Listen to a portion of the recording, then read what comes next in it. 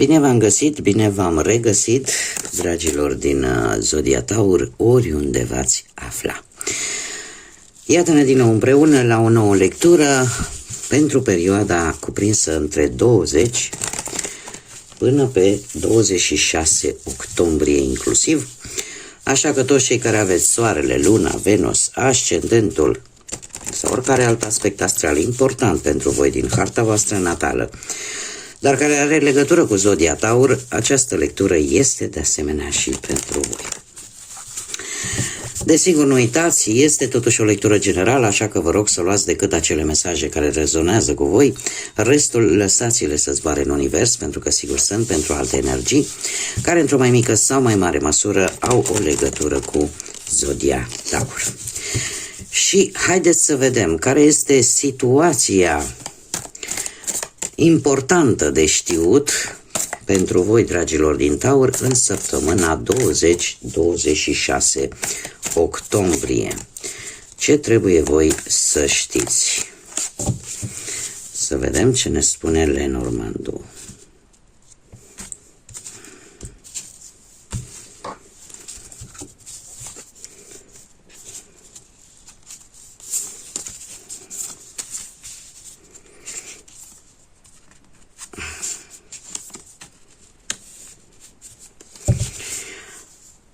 Haideți să vedem, dragilor dragi.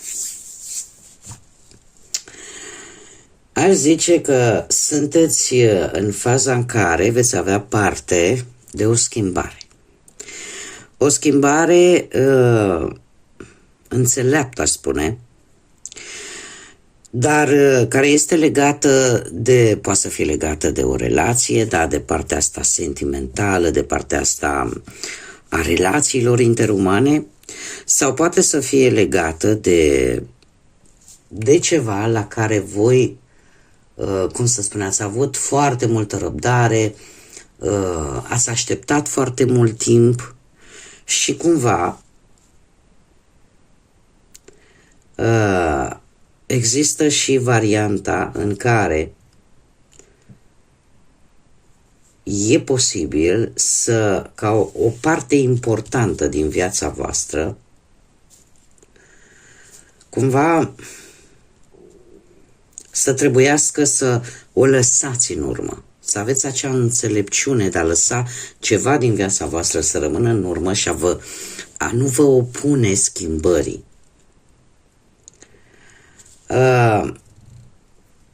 Eu aș mai spune că este o schimbare necesară care va veni în viața voastră. Mai indiferent pe ce aspect al vieții vorbim aici, trebuie să adaptați. Dar este legat, această schimbare, cum am mai spus, poate să vină pe partea asta sentimentală sau poate să vină pur și simplu vis-a-vis de un anumit plan, vis-a-vis de o anumită dorință de suflet a voastră, la care voi ați avut foarte multă răbdare. Iar acest lucru cumva cere în această săptămână o schimbare, că e o schimbare de perspectivă, că e o schimbare de modul în care voi gândiți, de modul în care voi vedeți lucrurile. E clar că ceva care durează de destul de multă vreme, cumva trebuie să rămână, să o încheiați și să rămână cumva în trecut, în așa fel încât voi să vă deschideți către viitor. Este ceva ce apare la orizont. Acum, știți că mulți, nu știu dacă la voi am mai spus-o, cred că dacă am avut ocazia am mai spus-o, dar sunt situații în viață în care multe persoane îmi scriu și îmi spun: Doamnă, eu aștept schimbarea să vină. Schimbarea pleacă de la noi. Că da, vine oportunitatea schimbării, vine acea șansă, vine acea situație care într-un fel sau altul ne indică că trebuie să schimbăm ceva în viața noastră. Dar dacă noi nu facem, nu începem să schimbăm ceva ce trebuie schimbat, atunci schimbarea cumva nu are loc, ca să zic așa. Schimbarea pleacă în primul rând de la noi. Da, mă includ și pe mine, chiar dacă nu am legătură cu această zodie, dar în general pleacă de la noi, ca și ființe umane. Așa că ce se va întâmpla în această și ce este important de știut pentru voi în această săptămână este aceea de a avea înțelepciunea necesară de a, cum să spun eu, de a da voie acestei metamorfoze. E momentul în care voi trebuie să ieșiți. Știți, un fluture atât de frumos este de fapt din acea umidă pe care de multe ori o ignorăm. Este o șansă tare bună ca voi să ieșiți, să vă transformați din acea umidă în acel fluture frumos.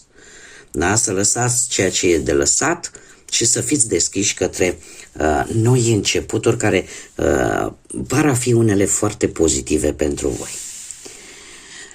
Haideți să le urcăm sus și hai să vedem ce ne spune și tarotul. Ce vine pentru dragii mei din Taur în săptămâna 20-26 octombrie, atât pe plan profesional, financiar sau sentimental.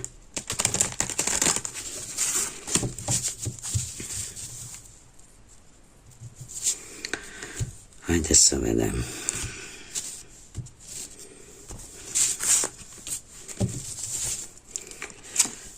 Și avem, da, uite, multă hotărâre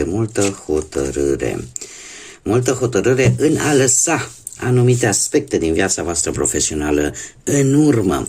Avem aici zodia Rac, avem, desigur, puteți fi foarte bine voi, sau poate să fie alte zodii de pământ, le spun Taur, Fecioară sau Capricorn. Cert este că pe partea asta profesională există o foarte mare hotărâre. E posibil să apară o schimbare de loc de muncă, e posibil să descoperiți poate că există cineva acolo în mediul vostru profesional care poate are ceva împotriva voastră și asta vă face să fiți mai ambițioși, să fiți mai, cum să spun eu, să aveți acea voință puternică de a schimba ceva.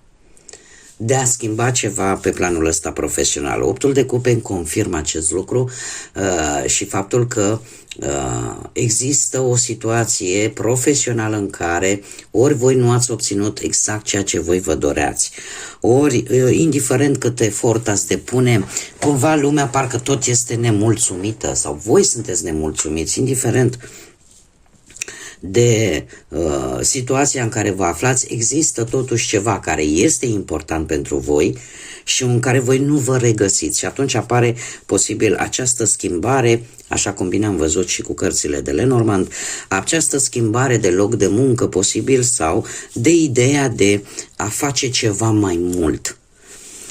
Lucru care vă duce chiar către un rege de monede care ne vorbește de siguranță, de a fi sigur pe voi, de a fi ambițioși și de a obține un beneficiu, de a obține un nou job.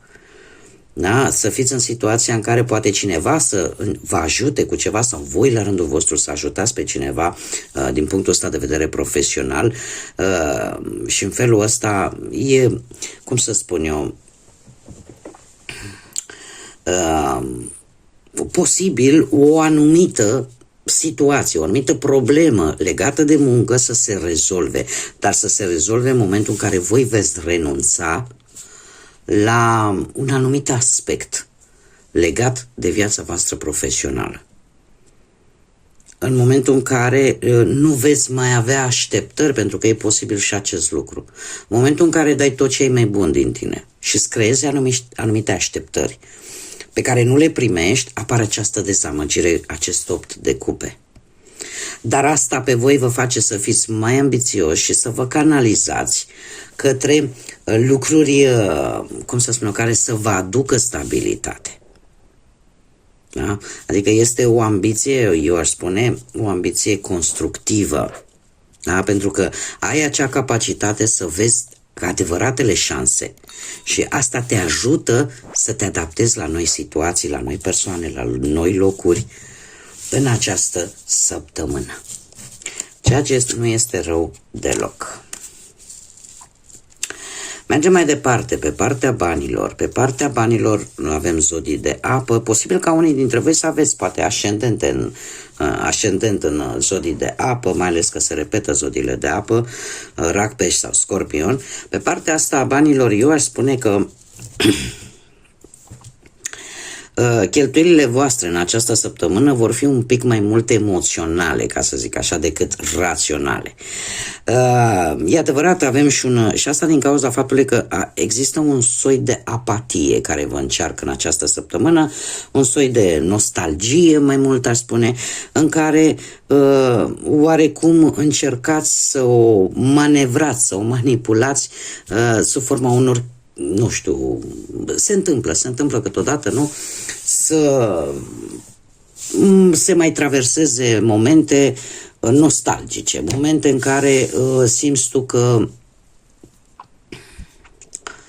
nu știu, că ți-e dor de ceva și atunci apare această tentație de a face cumpărături, în special la doamne, da?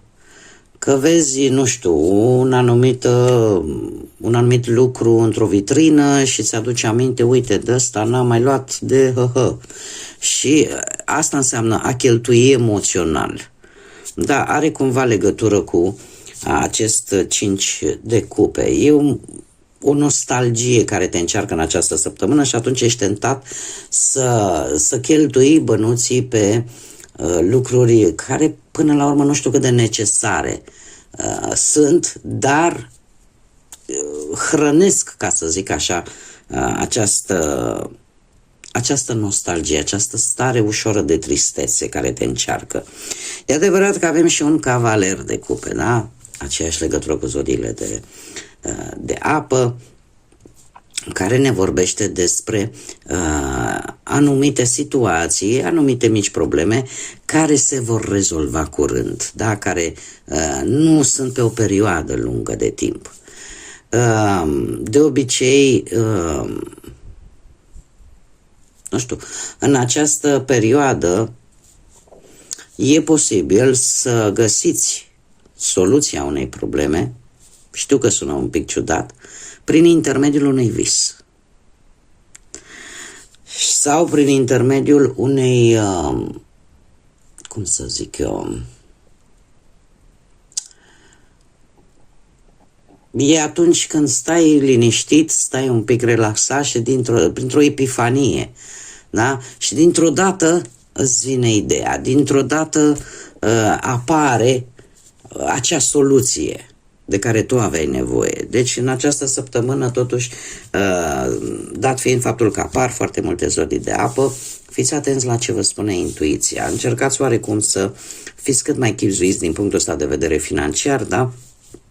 Chiar dacă anumite amintiri, anumite nostalgie o să vă dea târcoale, totuși este indicat cu acest 5 de cupe să aveți un pic mai multă grijă de bani și să nu-i cheltuiți pe lucruri care se vor dovedi până la final că nu sunt chiar atât de necesare.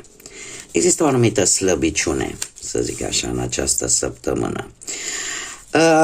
Mergem mai departe, pe partea sentimentală. Cei care sunteți angrenați deja într-o relație, uite și aici avem un 6 de cupe care, exact ce vă spuneam și pe partea asta banilor, vorbește despre trecut, vorbește despre reîntoarcere în trecut.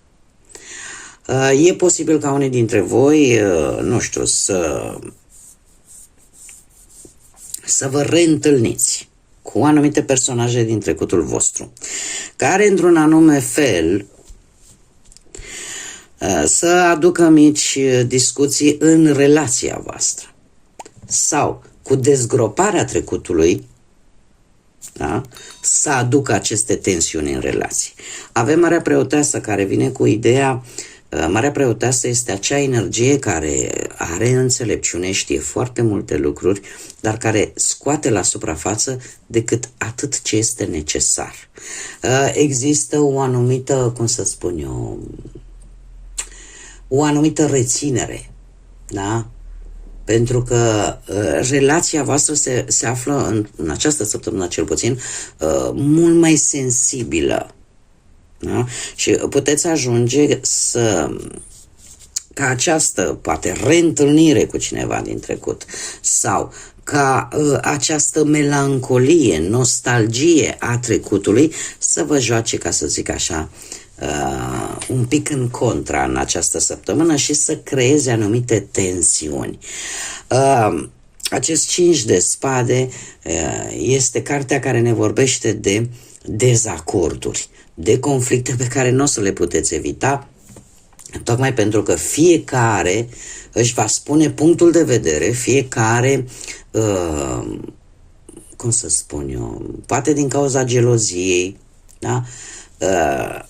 Se vor crea, ca să zic așa, factorii propice pentru certuri, pentru discuții în contradictoriu, în care eu am dreptate și fiecare o ține pe a lui, nimeni nu ajunge nicăieri. Este cartea care ne vorbește de acele tensiuni în care practic nimeni nu are de câștigat.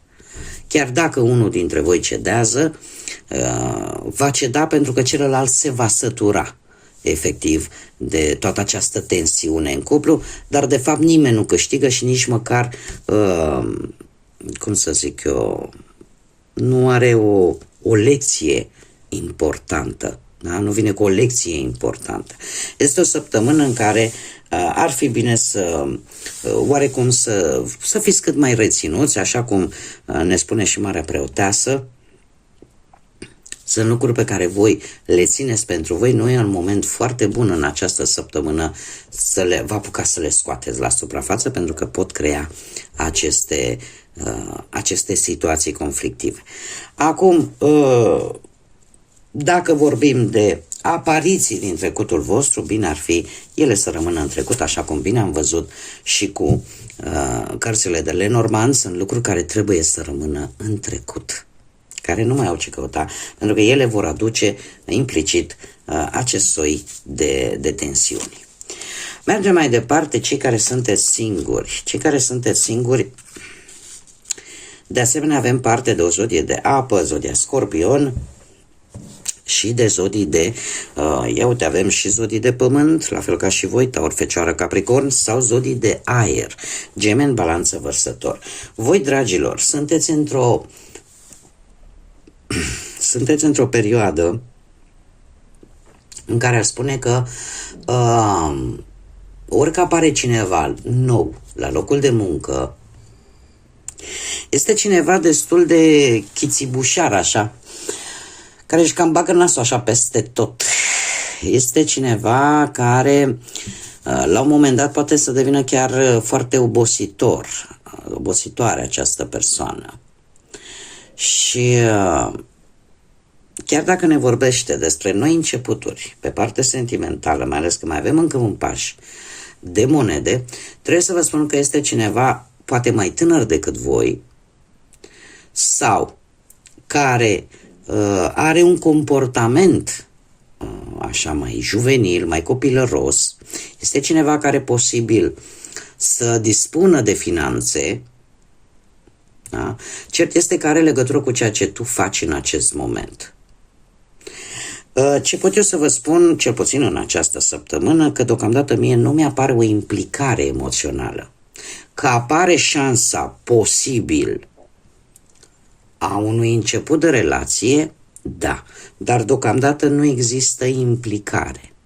Și voi tocmai ce ați trecut, unii dintre voi cel puțin, ați trecut printr-o perioadă de transformare, ați trecut printr-o perioadă în care ceva s-a încheiat în viața voastră, în care s-a produs anumite schimbări în viața voastră, schimbări mentale, de idei, schimbare de atitudine. Da? Ați avut parte de toate aceste lucruri și sau e posibil chiar la începutul acestei săptămâni să apară acest personaj care să vă cauzeze oarecum un soi de teamă, un soi de nesiguranță sau pur și simplu sunteți conștienți că trebuie să schimbați ceva în modul în care vedeți lucrurile, în modul în care abordați anumite persoane. Este foarte interesant, într-adevăr, dacă vorbim strict de începuturi, da, există șansa de noi începuturi, dar pe lângă aceste noi începuturi, voi trebuie să fiți conștienți că ele deocamdată nu au o implicare emoțională, o implicare sentimentală, da? Bine ar fi în această perioadă să nu dați totul tot ceea ce simțiți voi, să nu le dați totul așa pe tavă, da? Să mergeți pe premisa că încrederea, așa cum îmi place să o spun, nu vine din fabrică și ea se câștigă, da? Să fiți cât mai reținuți. De ce? Pentru că mie această energie, poate să fie vorba de două energii sau de una singură, dar aceste energii, cel puțin una dintre ele, dacă vorbim de două energii, sunt energii care au o ușoară nerăbdare și care, bine ar fi, poate că nu sunt tocmai, sau nu e cel mai bine ca de la început să spuneți toate secretele voastre, toate lucrurile voastre intime, să fiți un pic mai precauți, ca să zic așa. Dar că apar șansa de noi începuturi, da. Haideți să vedem și ce mesaj important am pentru voi, dragilor din Taur, în această săptămână 2026. Ce ne spun constelațiile? Care este mesajul important pentru voi, dragilor din Taur? Opa! Și avem scutul, constelația Scutum sau Scutul. Și spune așa: protecție, apărare. Un potențial risc se apropie. Fii vigilent, vigilentă și protejează-te pe tine însuți și pe cei din jurul tău. Este foarte interesant, la Zodia Berbec am mai avut ceva de genul ăsta, nu această carte, o altă carte. Asta îmi spune că, exact ce v-am mai spus, fiți precauți, da? Fiți precauți în această săptămână, așa per general. Aveți grijă ce spuneți, cui spuneți, da?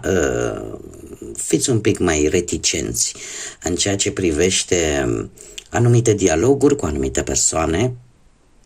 De ce? Pentru că, în mare parte, e posibil ca acele informații pe care voi, poate cu foarte mare ușurință, le veți dezvălui, la un moment dat să fie folosite, poate chiar împotriva voastră.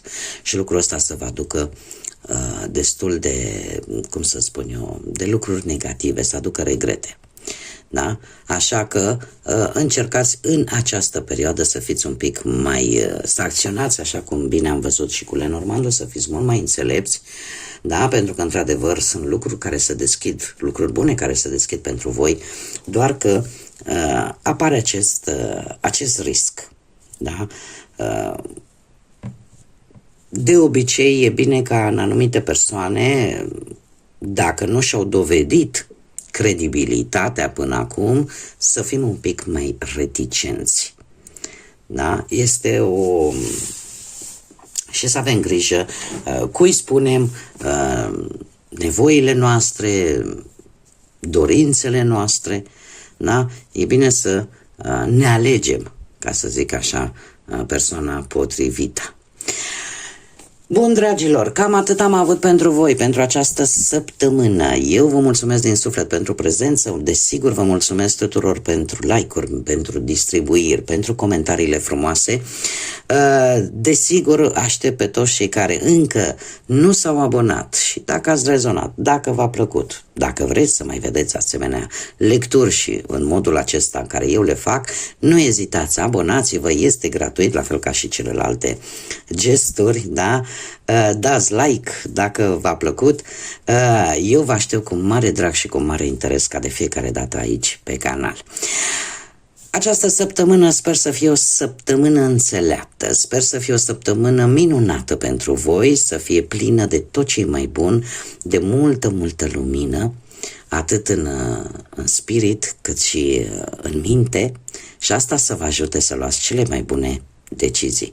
Așa că până data viitoare, când ne vom reîntâlni la o nouă lectură, eu vă doresc tot binele din lume și, desigur, să fiți iubiți, dragilor.